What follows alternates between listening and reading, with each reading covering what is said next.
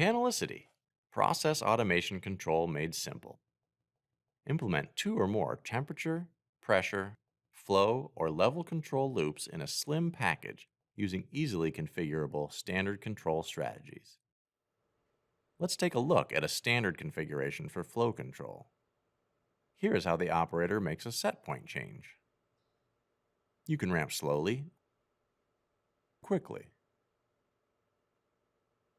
or enter it.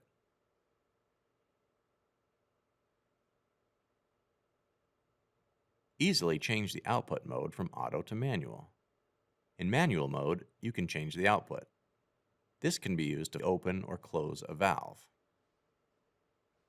Alarms are configurable for flashing and/or audible indication. Simply acknowledge here.